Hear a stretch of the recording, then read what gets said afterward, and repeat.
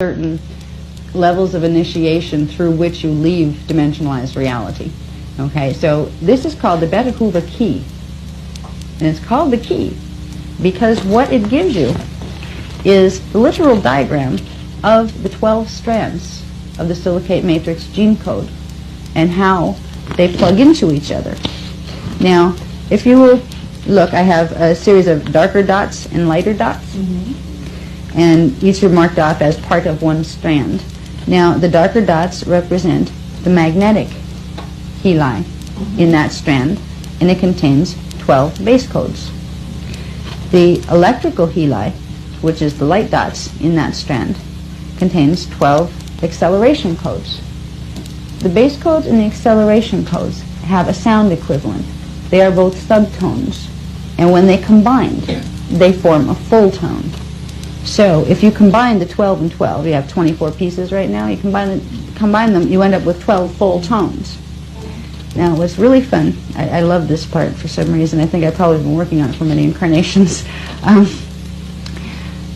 When the tones are combined, so you have your base codes, which are a bass tone, and you have your acceleration codes, which are an overtone. You combine a bass tone and an overtone, you get a resonant tone. There's your full tone.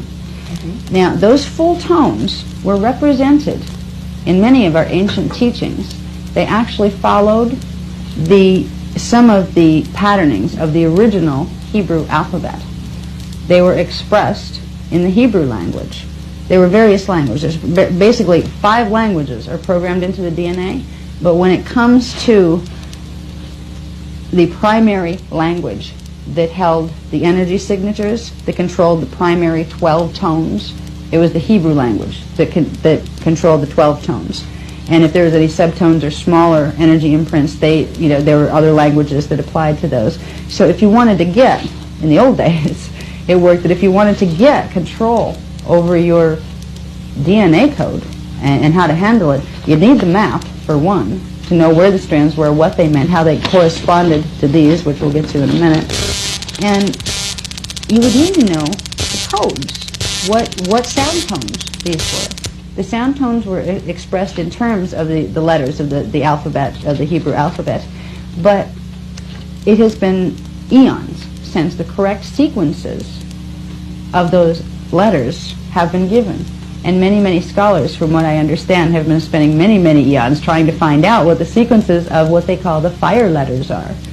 The fire letters, which are addressed in things like the Keys of Enoch and those kind of things. The fire letters are